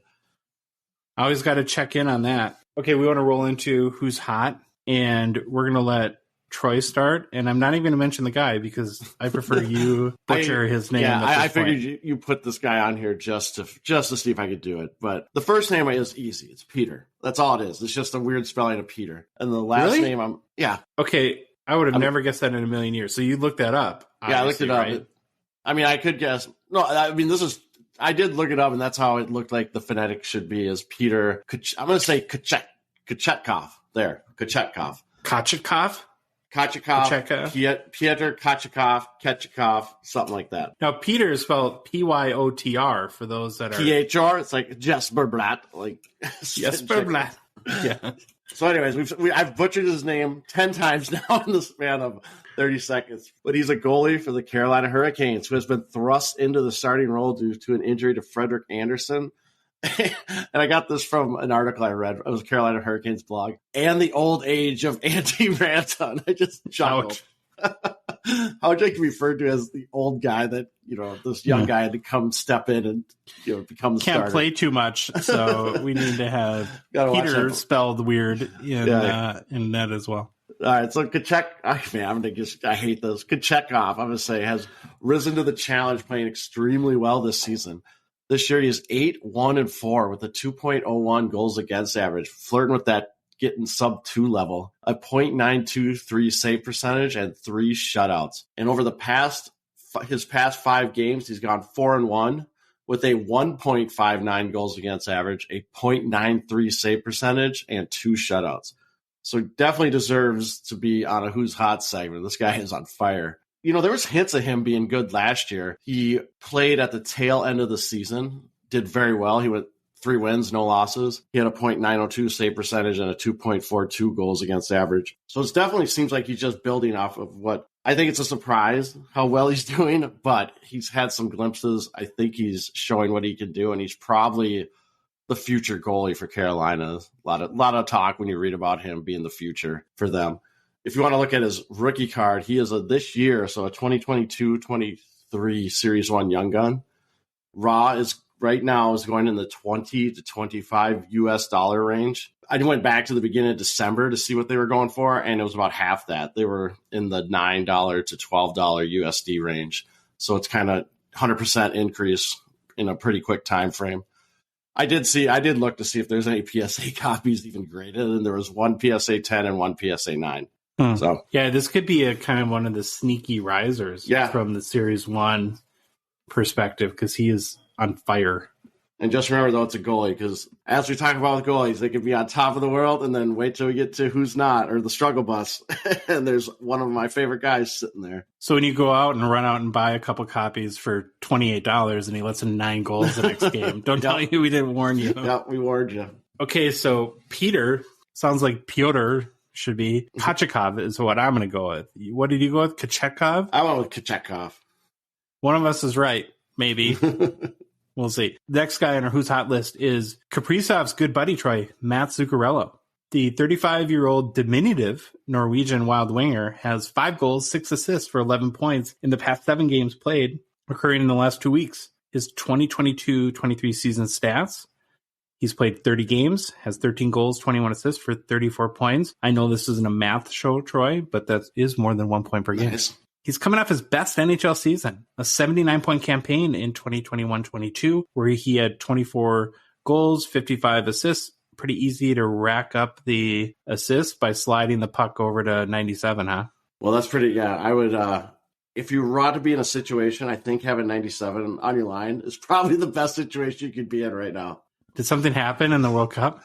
I was distracted. This game is bonkers. Argentina took the lead 3-2 at extra time. And now there's a penalty, and Mbappe just scored on a penalty kick. So now it's 3-3 at the 117th minute mark. Is Mbappe the current Connor McDavid of soccer? We want to talk about card values. If we had a soccer show, I'd be going nuts. You got Mbappe. I think Messi's got 2 or 3 goals. Mbappe's got 2 goals, I think. My dog, because my son is screaming his head off because he wants France to win. I can hear him downstairs. Now Harley Quinn is howling because she's excited. This is a disaster at my house. Okay, where were we? We go from Mbappe back All right, I know where we're at. We're at Zuccarello. So let's just say, if I'm Zuccarello, the greatest thing that can happen to me, I think, is having number 97 on my line, just from his skill level. They seem like they are peas in a pod. The personality mesh, I don't think you can ask for anything better than that. You see these guys together. They do commercials together. It's really cool to see the kind of the camaraderie they have. He really took Kaprizov under his wing when he got to Minnesota. Now, if the Wild could put a number 1 center, like a real number 1 center, on their line, imagine what could happen, Troy. No offense to Sam Steele, but I don't know.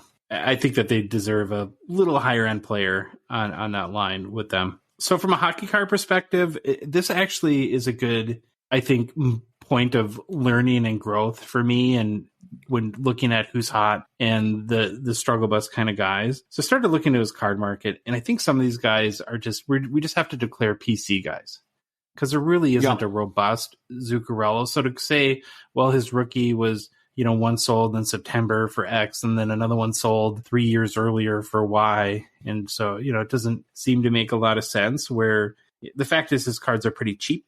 And maybe just to hammer that point home, I looked up, there's only 626 sales ever in Card Ladder for Zuccarello. So going back to some of the benefits of their sales history, you can see really what the hobby steam, or, how much a player is chased from a collectability perspective. So with that, he's going to be one of those guys where I'm going to say this is more of a PC guy, not an investing guy. And along those lines, I just went and picked out what I thought were some of his kind of coolest PC cards. He's a 2010 rookie, so there's a number of cup cards from that year. I think a really great RPA is there's a limited logos, 3-color patch out of 50. The top one that I saw that sold was for like 90 US, Troy, and it had one of the Rangers letters, a portion of it in the patch. Cool. Really, really cool card. So you can get some very nice cup RPAs for under $100. If you just want a rookie auto, staying with the 2010 cup, there's an enshrinements card out of 50 that sells like in the $40 range. So I don't know, do you agree with that? Some of these guys that taking the investment angle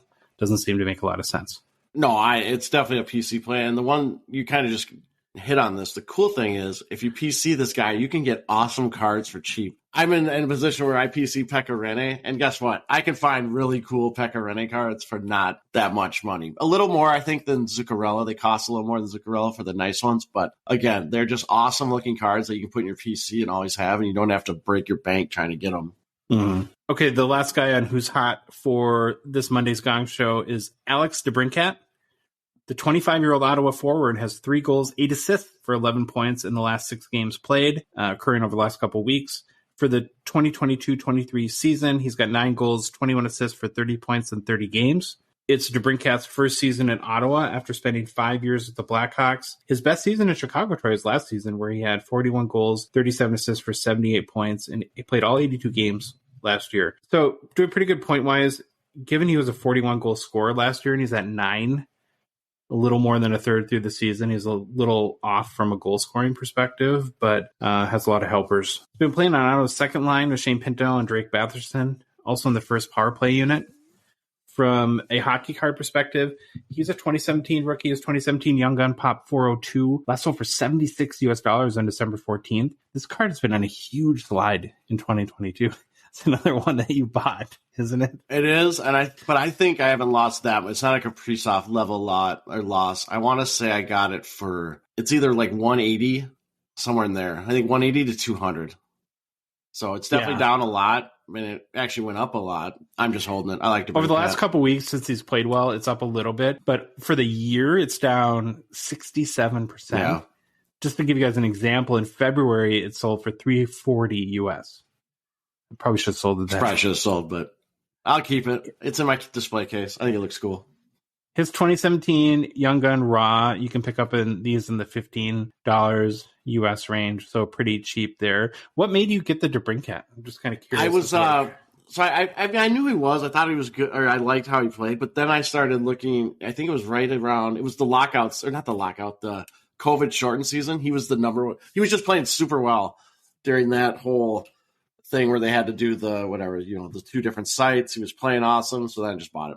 All right, so again, the Who's Hot for this week were Pyotr Kochetkov, Matty Applesauce, Matt Zuccarello, and Alex DeBrincat. There it is, Troy, the Struggle Bus. We're going to let you start it again. This is an easier name to pronounce. All right, yeah, the Struggle Bus has showed up. My boy, Sorokin, is on there. So very surprised to see him on there, but not when you look at his stats in the last couple of games or last 5 games, what's happened. So yes, Sorokin is on the struggle bus, and this is what we talked about, the ups and downs of goalies. This guy, I think he was on the top of the world maybe 3 weeks ago. He was playing awesome.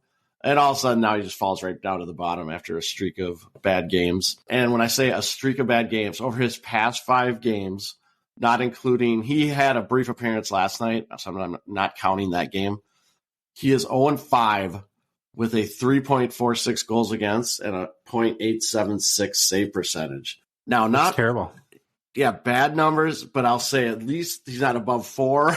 He's not below 85%, I guess, for the save percentage. But again, 0-5 doesn't look good. Do you consider goalie a streaky position? Oh, yes. It's streaky. It's so dependent on luck. I mean, part of it is luck. Hockey in general is a bounce or a puck luck sport. I know I've mentioned this on the podcast before. There's been people that do analysis around luck in hockey and randomness. And hockey is by far the most random game. With just odd bounces and puck luck and all that stuff. But yes, goalies are definitely streaky. We've seen it on the good side, and now we're seeing it on the bad side. On the season, Sorokin has 10 wins, 10 losses. 2.49 goals against, and a .921 save percentage. So even during this run of bad luck or not playing well, he's still got pretty good numbers for the season. I think, and I was thinking about him a lot when I was writing this. I still am a big Sorokin fan. I'm not jumping off. I'm not kicking him off my team that I put him on for my my team that I started. He's my goalie. He's going to be fine. It's a rough patch. Every goalie goes through them. Even the all-time greats have these, so I still have faith. And when you look at his cards and his card value, so his rookie cards, obviously the 2020, 21 Upper Deck Young Guns. The PSA 10, the pop is $365. Right now, it goes around the $85 to $90 US range. At the end of November, early December, it was in the $100 to $105 US range. So it hasn't reacted that much to this bad run of luck. I think Sorokin's got enough of a reputation or a body of work that people know what he's capable of. So I think this is just one of those. He's having a bad streak, and I think he'll get over it and be fine. I don't know how much hype there is around the Islanders. I wonder what effect that has on his hobby value too. Well, just think if he was on, like, I bet if he's on the Rangers, there'd be a lot more talking about him. Mm-hmm. Kind of makes you think too, boy, there hasn't been a lot of Shesterkin buzz this year at all. There hasn't been a lot of talk about him at all. Yeah, it's kind of interesting. Okay, moving on. We have another guy on the struggle bus today, and that is Gabe Vilardi. I think this might be his second appearance. It's been a little bit brutal for him. I think he did get an assist last night, so that's good, which gives him the last 8 games played, 0 goals, 1 assist. That would be 1 point, Troy. I'll do the math for you there. Past 19 games, he only has 5 points. The season to date, he's got 13 goals, 7 assists for 20 points. I think it's, again, worth mentioning because, boy, you go back to the first month of the season, he was one of the big stories. Yes. And really, really cooled off since then. The other thing, too, and I always like to go to, I think it's like Daily Faceoff that does the line combinations, and they show sort of the current, like, where people are playing. I thought this was really interesting. And maybe I just haven't paid my attention for long enough. But so right now, Troy, he's currently on the 4th line, which I don't think is a huge surprise, but also on the first power play unit. Interesting. Yeah. Really? Have you ever seen a case like that? I'm sure there is, but that's very odd. We'll say that. Yeah. His 2020 Young Gun PSA 10 pop 116. Last sold for $73 US on December 14th. Down pretty sharply from its prior sale, which was 115. So went from 115 US to 73 in 3 days. Wow. Down sharply, we'll call it. 35. His Raw Young Guns is down as well. So it's currently selling about the $7 range. If you go back a month or so ago, it was $11, so about down 36% since then. I think he had some injury stuff in the last month or so too that maybe where he's trying to play through some stuff, but definitely slowed down a lot. Okay, let's roll into some hobby news quick. So we got to give our daily OV watch. This one I think is really funny. So Troy, he trademarked the phrase, the Great Chase. Great is spelled GR, the number 8. So does that mean we owe money for even saying it? Oh, it's like Super Bowl. So make check payable to OV for 2 cents for saying the Great. Oh no, it's 4 cents, right? Because I just said it again. Was this even a thing, or is OV trying to make it into a thing? That's what I think we talked about this a little bit, and I was like, I don't remember hearing anything about this Great Chase. It's just he's chasing down Gretzky's record. That's it. I get what they're trying to do. It's all about marketing. We understand that. I guess putting the 8 in there adds some uniqueness, but I don't know if this is going to take off. I still haven't heard much about it. Not trying to be an OV marketing consultant here, but wouldn't a better version anyways be the Greatest Chase? Oh, so the greatest chase ever. Interesting. Yes. Maybe. I don't know. You're the marketing guru. Copyright Hockey Cards Gongshow in use as of December 18th, 11:50 a.m. Central Time. So now we own the copyright to that. I guess we could trademark it because we've shown it in use, but he would probably challenge that with his trademark of the Great Chase. Anyways, but yeah, I just thought that was kind of interesting. It reminded me of, remember when Pat Riley, I think, tried to trademark the term three-peat after the Lakers won 3 consecutive championships? Kind of reminded me of that. World Juniors rosters were announced, Troy. So there's want to go through some notables from Canada in the U.S. Canada notables are Shane Wright. Ever heard of him? Heard of him many times. Yeah.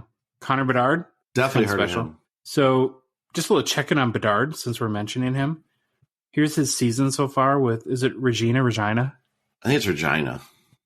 Okay, we'll say Regina. Troy's fault if I'm wrong. In the WHL, he's played 28 games so far. He has 27 goals, 37 assists, 64 points. Pretty good. He's 17 years old, Troy. 17. Pretty good. Wright is, although, going back to Shane Wright, being I guess, current NHLer playing in World Juniors, he's not the only player on Team Canada that's played in the NHL this year. So forward Dylan Guenther from the Yotes, who's played in 21 games this season, has 3 goals, 8 assists, 11 points. Not too bad for a young rookie. Is playing for Team Canada as well. And then defenseman Brant Clark, who plays for the Kings, has appeared in 9 games and has a couple assists. So Team Canada stacked. Every time I hear Dylan Guenther, I think of the wrestler Gunther. So I just think he's a thug, but I don't even know him that well. All right, I got to give you the World Cup update. This is going into chaos. All right, they're into penalty kicks, which now I'm done with the game because I think it's ridiculous that they have to determine a game with penalty kicks for the World Cup. But it looks like France has missed 2 of their World Cups or 2 of their shots, so it looks like Argentina is going to win for all our soccer fans that are listening to this. Oh, jeez. Are you even podcasting today, or are you just watching the World Cup? So I got it on in the background. I figure I got to be a man of all sports knowledge, so if anyone asks me. You're a man of many things. Can I make one more comment on Gunther? Isn't he the coffee shop manager from Friends? Oh, he might be. I think he is. Yes. The one that was in love with Rachel. Okay, notables for Team USA. Charlie Stramel, who's a potential 2023, first round pick. Good opportunity for him and others that are looking to up their draft position and maybe potential hobby hype. He's a freshman forward at the I even hate to say it's hard to say this without the University of Wisconsin. As a Minnesota Golden Gophers alumni, hard to say. I had my favorite. I had 2 favorite T-shirts when I was at the U of M, the real U of M, University of Minnesota. One of them I can't say because it's a family show. But my other favorite one was my Better Dead Than Red T-shirt. I like it. Yeah, big rivals there. In addition to Stramel, Logan Cooley, who plays for the Good Guys, number 3 pick of the Yotes last year's draft, currently at the University of Minnesota, playing pretty well. And then Luke Hughes, who's the Devils' number 4 overall pick in the 2021 entry draft, and of course the little brother of Jack and Quinn Hughes. So if you have Team USA with more young on the prospect ends, you got Stramel, Cooley, Hughes, and others versus guys that have some NHL experience in Team Canada, Shane Wright, Guenther, Brant, and Connor McWonder, Bedard. Who do you give the edge to there? Probably Canada, right? Yeah, I think Canada's. As much as I want the USA to win, I feel like Canada might just come in and steamroll. And I haven't looked at all the other teams' rosters, all the other countries, but Canada seems to be pretty stacked. That's it for hobby news. Want to roll into new product releases, have some follow-up items to discuss about SP Game Used, which was released last week. That was 2021-22 SP Game Used. We chatted about kind of my funny Mark Messier embroidered in history manufactured patch card that had the Eddie the Eagle patch, which of course refers to Ed Belfour. Obviously an error. Well, it appears that the Ed Belfour card has Messier's moose patch. So we know that those two were... Yeah, it looks like it's all of them, right? Like, I don't think we've seen like one that's had the correct patch. It looks like all of them have got flipped.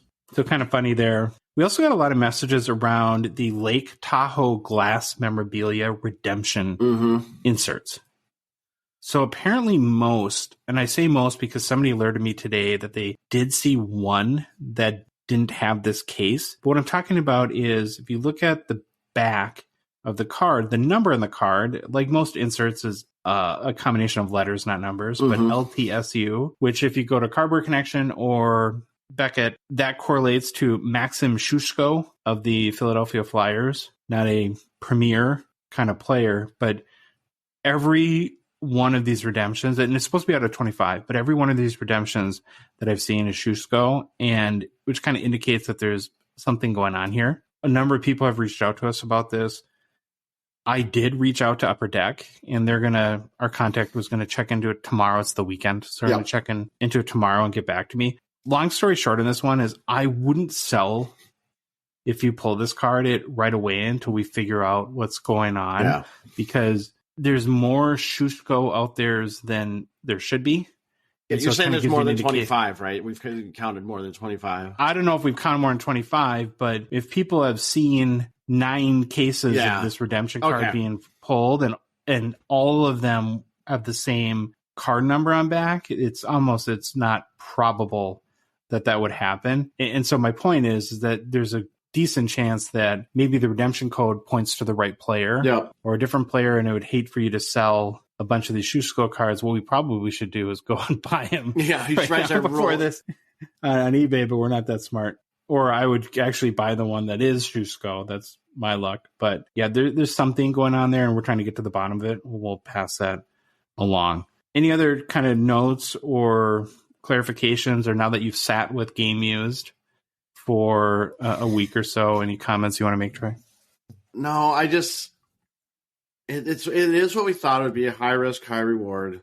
I got the Ilya Sorokin draft day marks, which is kind of cool. And to me, why it's kind of cool is that at least it's a hard signed auto. It's not a sticker auto. Yeah. It has to be hard signed. But again, I got the letter I.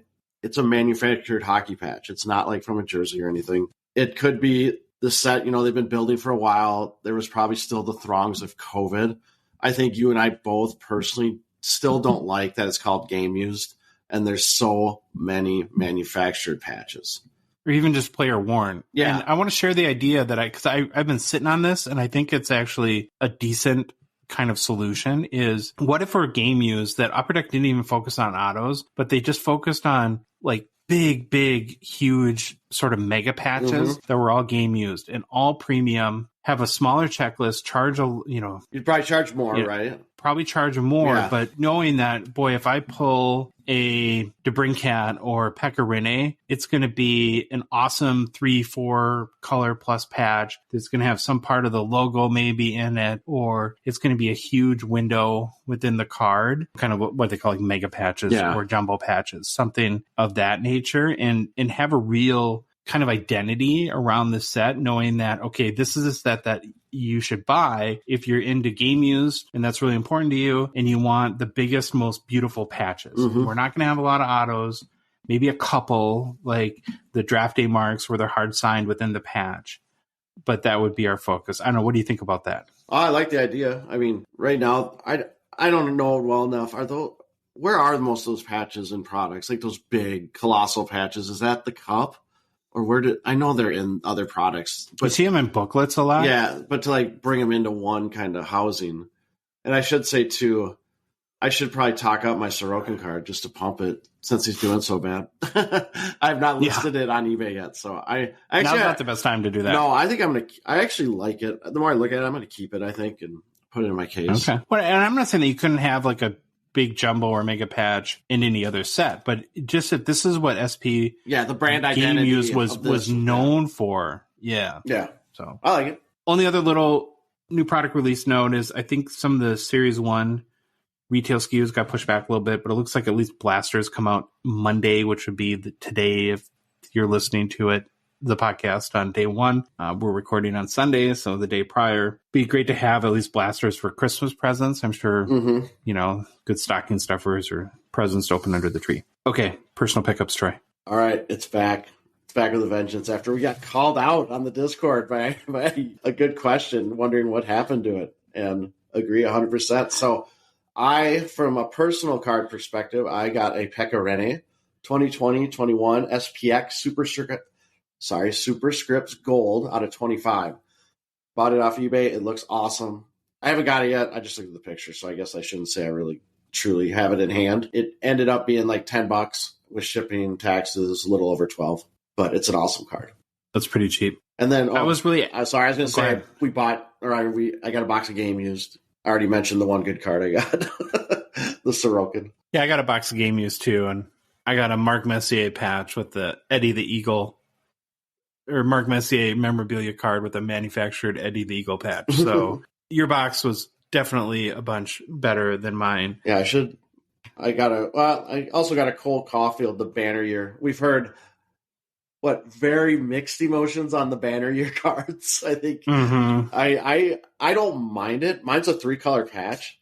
At first I thought it was 2, but again, there's a little bit of blue at the bottom. But again, it's a decorative banner. Well, going back to SP Game Used real quick to say something on the more the positive side, my favorite card is the 05-06 Retro Authentic Rookies that have kind of the rounded corners. Yeah, I did get. I do like the design. Did you get of those? I got 2. I got Justin Richards, whoever that is, and Quentin Byfield.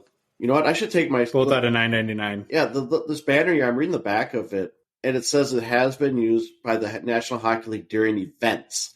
So at least it's got a little prominence to it, but not like it wasn't waved on center ice during or whatever. I don't even know technically what they mean by banner year memorabilia, what actually it's supposed to be. I don't have any singles to report, but I did start a new kind of PC project that I have a ton of bids out right now, and a lot of them end tomorrow, actually. I was hoping the auctions would end before we recorded, so more info on that soon. Okay, that is our show for Monday. Thank you all for listening. If you liked this episode, please leave a rating review on Apple, Spotify, or whatever podcast app you listen to us on. If you love the show, and how could you not, and would like to support us and want to see us grow the Hockey Cards Gongshow universe, please consider a donation via Patreon. You can go to the Patreon website, search, it's patreon.com, search for Hockey Cards Gongshow, or visit the link in the description of the podcast app you're listening to us on, or you can go to our Instagram profile page, and in our link there's a link to Patreon. For $5 a month, you can join the out of 99 support level tier. Very grateful if you would do that. And follow us on social media, Instagram, Facebook, TikTok, Twitter, and YouTube. Just search for Hockey Cards Gongshow. Troy, Hockey Cards Gongshow podcast is a production of Dollar Box Ventures, LLC. We will see you all on Thursday.